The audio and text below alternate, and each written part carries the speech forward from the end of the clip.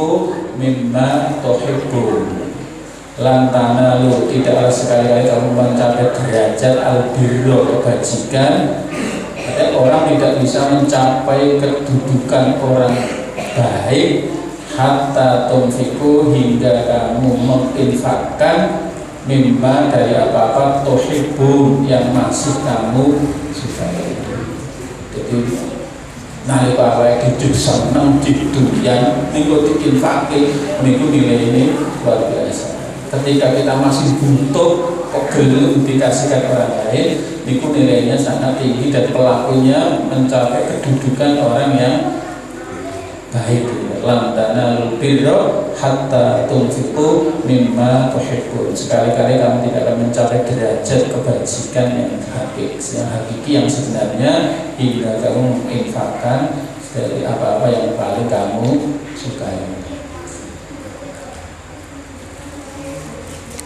Artinya sesuatu yang masih kita senangi itu kok kemudian diinfakkan itu menjadikan pelakunya mencapai kedudukan derajat orang yang bijak, orang baik, orang bagus.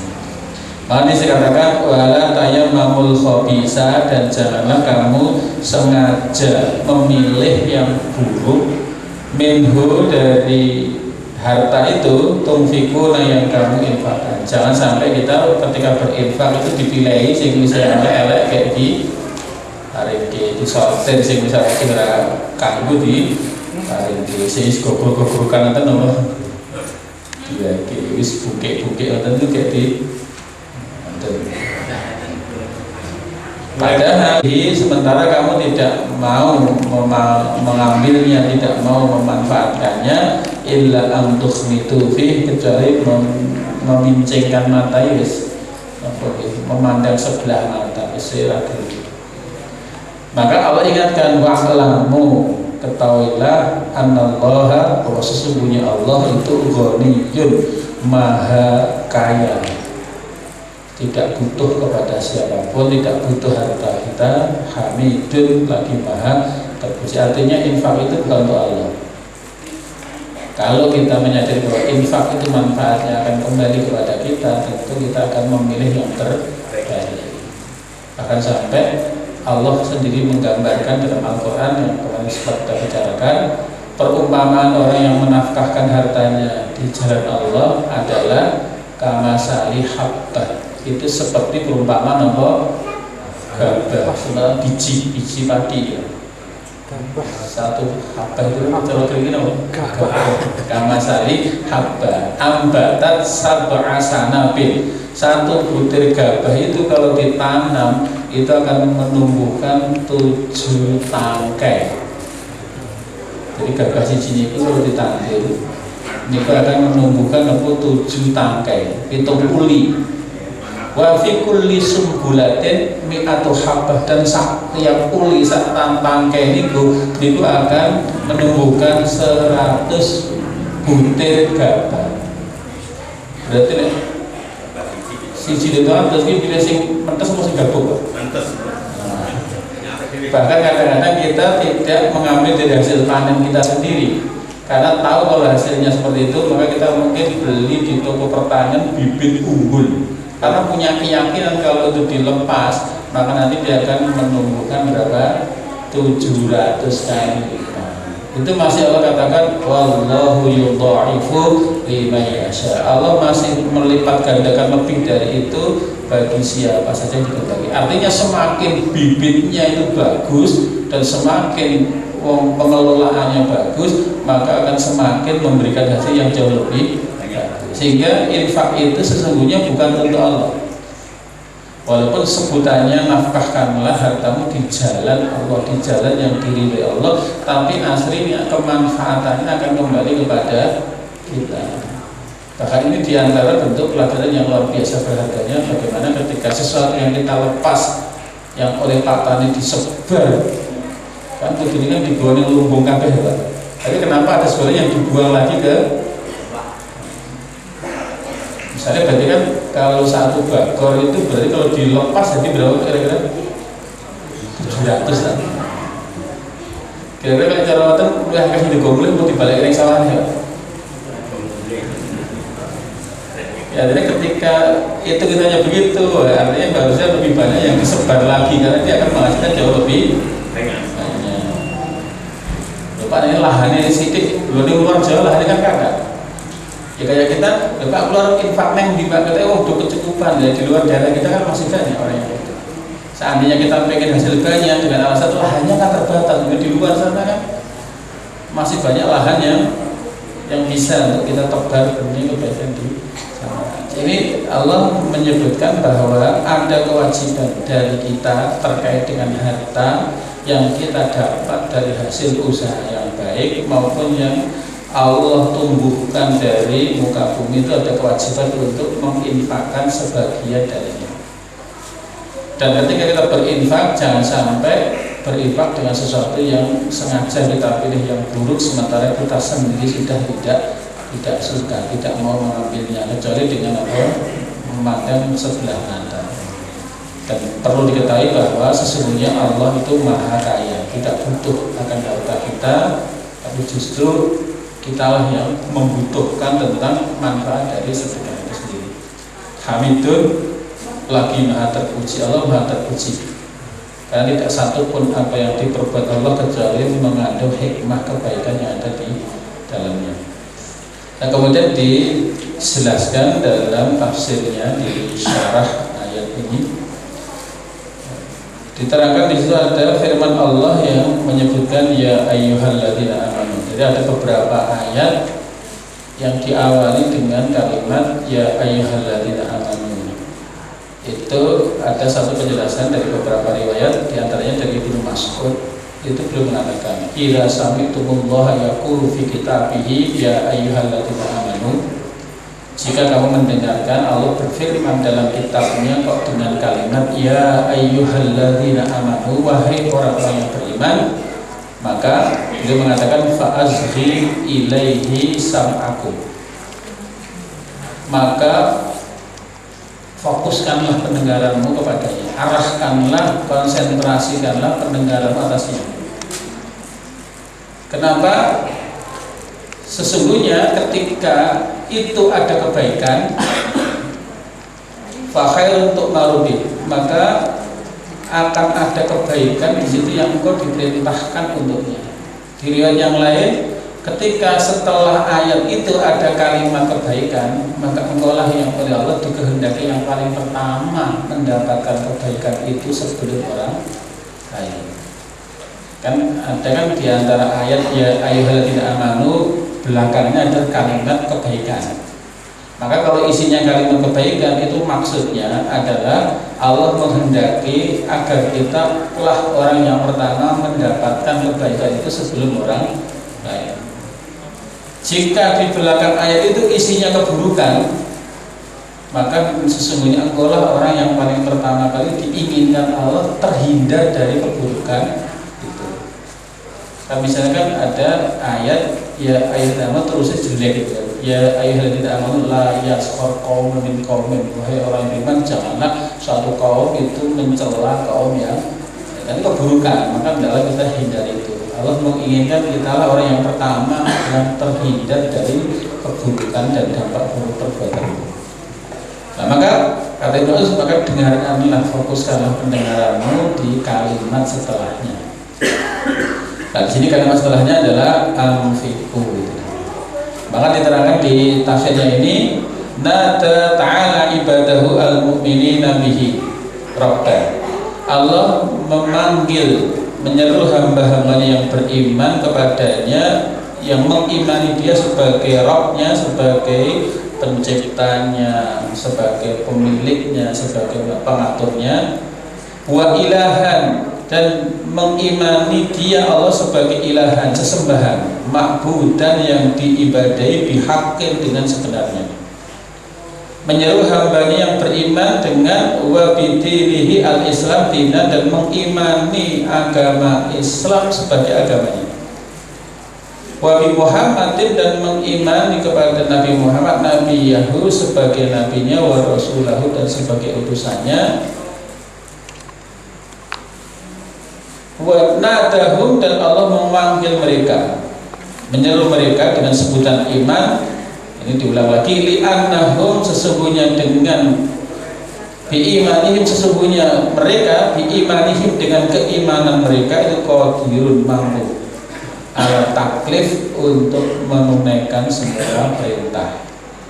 Jadi rahasia dari ayat ini di antara kenapa Allah memanggil hambanya kok dengan sebutan ya ayyuhalladzina amanu itu maknanya bahwa mereka dengan keimanan, dengan dasar iman, maka mereka mampu menjalankan amanah syariat, baik itu yang bersifat etikot, keyakinan, perbuatan, dan seterusnya. Jadi dengan berbekal iman, dengan berbekal keyakinan, maka dipastikan orang itu akan mampu menjalankan semua perintah. Kita membayangkan orang yang beriman itu ketika ada seruan perintah dari Allah nggak ada respon kecuali sami'na wa ata'na, kami mendengar dan kami siap melaksanakan. Jadi orang beriman itu dengan imannya mereka qadir mampu untuk menjalankan segala perintah. Nah, dibalik, kalau perintah alasan orang mampu berarti tanda-tanda apa? Oke, kan indikator orang beriman itu ketika apa? Ada perintah apapun dia mampu mengerjakannya. Jadi ini kalimat itu setonge nadahum, Allah memanggil mereka dengan status iman li'annahum bi'imanihim qadirun ala taklif. Jadi taklif itu maknanya pembebanan syariat, jadi perintah. Sehingga dengan imannya seorang itu qadir mampu menjalankan apa? Perintah. Karena kita melihat banyak orang yang mungkin secara ekonomi mapan, tapi ekonomi sedekah jauh.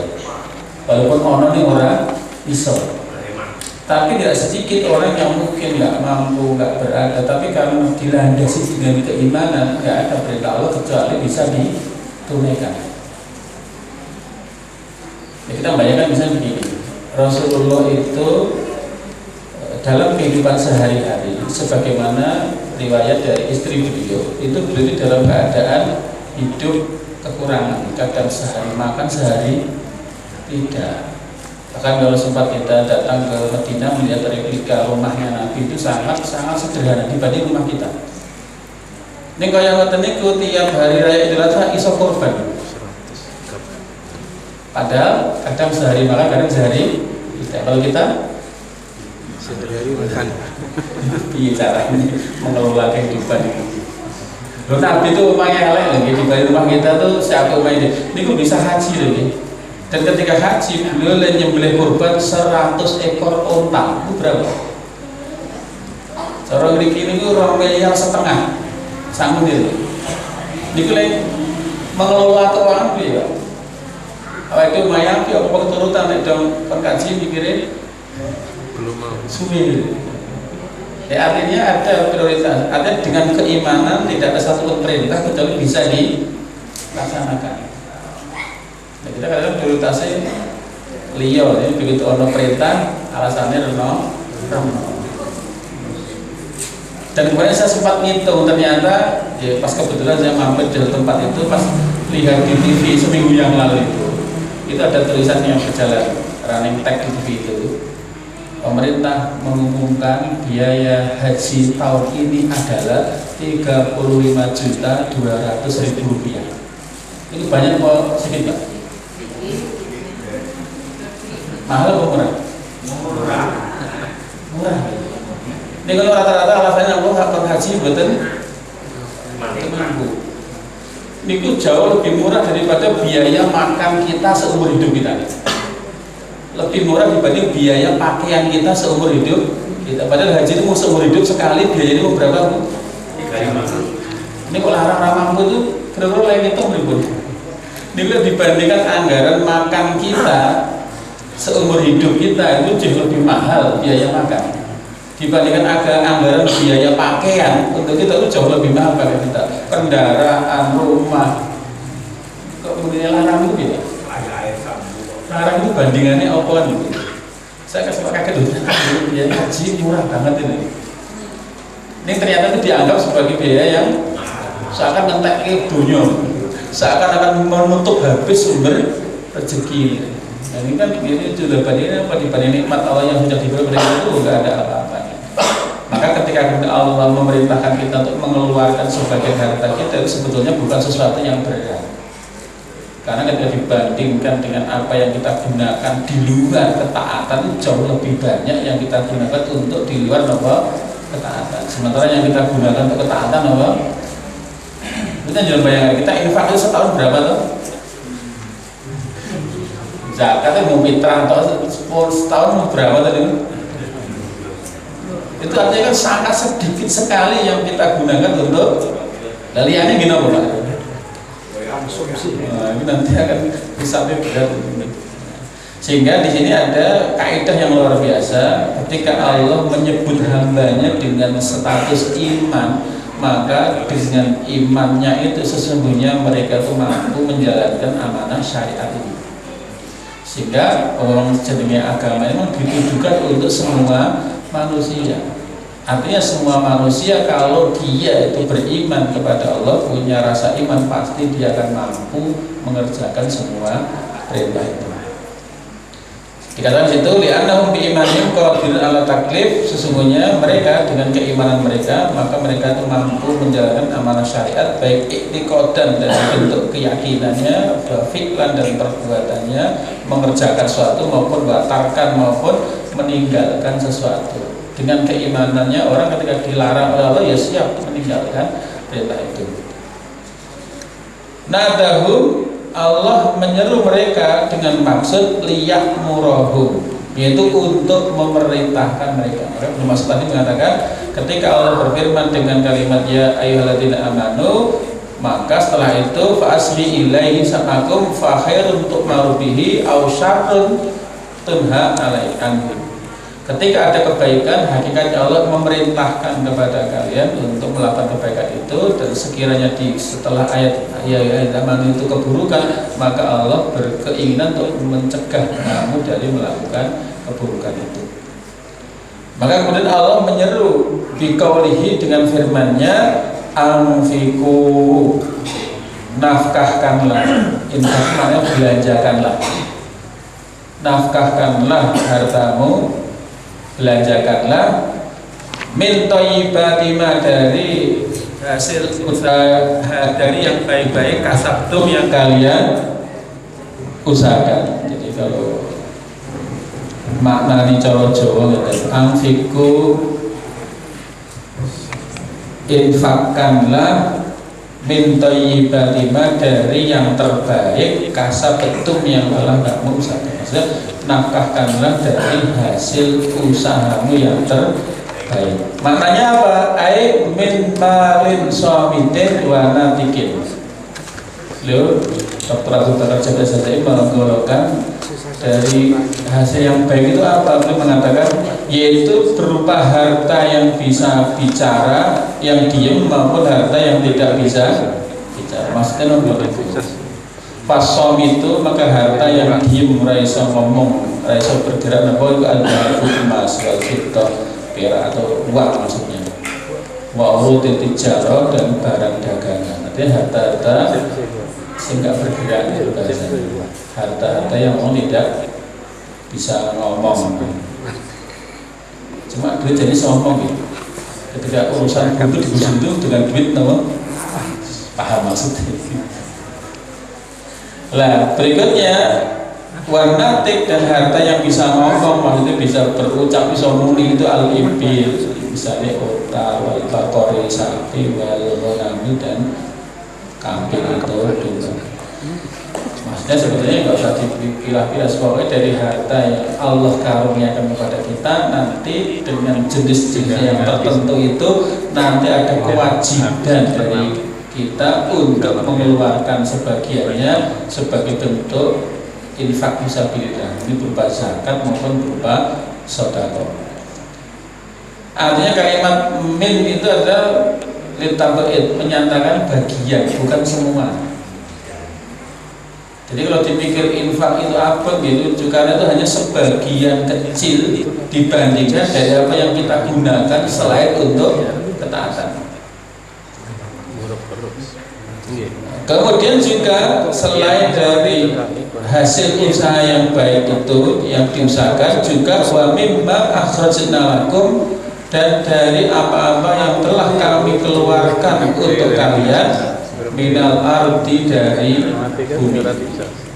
Ini kemudian mengingatkan kita bahwa sesungguhnya ada kewajiban kita zakat dari hasil bumi. Zakat bahasanya zakat pertanian. Itu kan ada nih. Walaupun nanti ada golongan yang dimaksud harta zakat dari sektor pertanian apa? Adalah dari jenis makanan pokok yang bisa disimpan dalam waktu yang cukup lama. Jadi termasuk zakat tanaman yang dimaksud adalah zakat yang bentuknya adalah jenis makanan pokok berupa bijian yang itu sifatnya bisa disimpan dalam waktu yang semongko ya. Tidak termasuk zakat pertanian. Tapi kalau semongko ini didol, termasuk zakat perdagangan. Karena termasuk juga bahwa kami ma'akhadna lakum minal ardh, atau ia dikategorikan min thayyibati ma kasabtum, dari hasil usaha yang jadi di pembahasan secara khusus. Makanya ada zakat pertanian itu ternyata secara syariat itu sifatnya khusus. Jadi tidak semua tanaman hasil pertanian itu kena wajib zakat.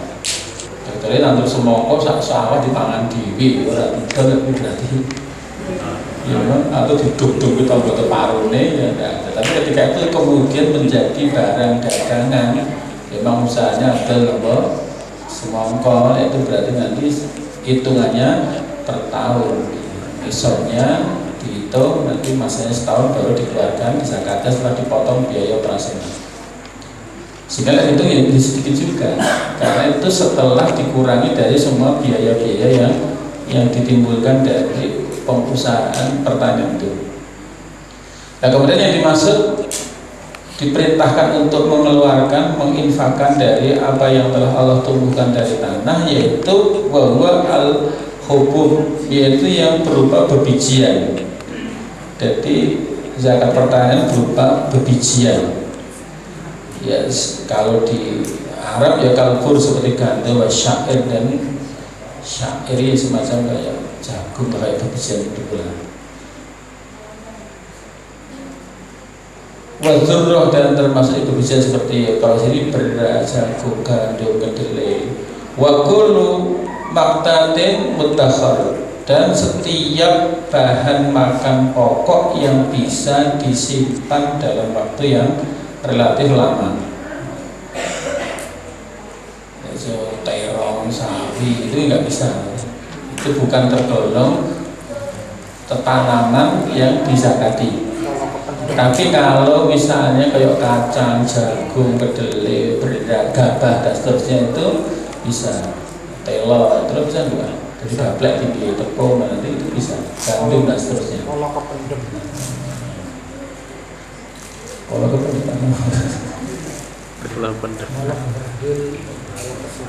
Kalau kemudian yang termasuk bebijian yang bisa disimpan dalam waktu yang cukup lama adalah ya tadi. Kemudian wasimar, dan jenis buah-buahan tertentu. Katamri seperti korma. Korma itu sejenis buah-buahan yang ia juga fungsinya juga sebagai makanan pokok dan dia cukup lama bisa disimpan. Bahkan kurma itu masih bisa tahan disimpan dalam 2 tahun gitu, dalam suhu ruangan tidak lembab itu 2 tahun saja masih bisa dimakan. Termasuk anggur itu kan bisa dikeringkan sebagai kismis, itu juga sebentuk makanan pokok yang ia nanti juga berkonsekuensi zakat. Wa zaitun, dan buah zaitun itu kan bisa disimpan dalam waktu cukup lama dan bisa digunakan bentuknya. Wazabib itu termasuk anggur lagi.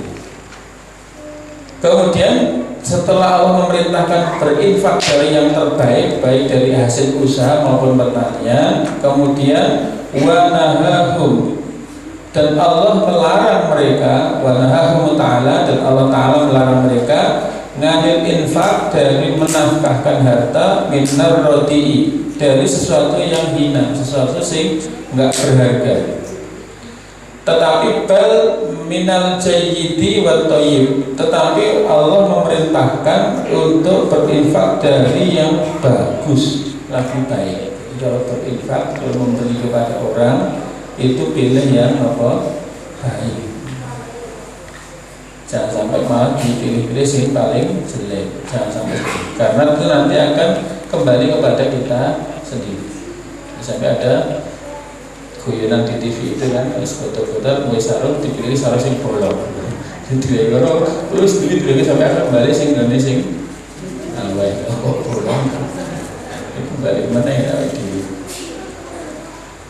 Sehingga dikatakan di situ pilihlah yang baik. Bal minal jayyid wa thayyib, yang bagus lagi baik. Sehingga itu Allah melarang wala tayammamul khabisa, dan janganlah sengaja kamu memilih yang buruk-buruk minhu dari hartamu itu tunfikuna yang kamu infakkan. Maknanya ayat la taksudul khabisa, janganlah kamu secara sengaja memilih yang buruk, yang jelek, min amwalikum, dari harta kalian, tunfikuna minhu, yang kamu infakkan darinya. Padahal wa antum, dan kamu sendiri, lau u'tiyalakum, sekiranya kamu diberi yang seperti itu, la takbaluna, kamu tidak mau terima.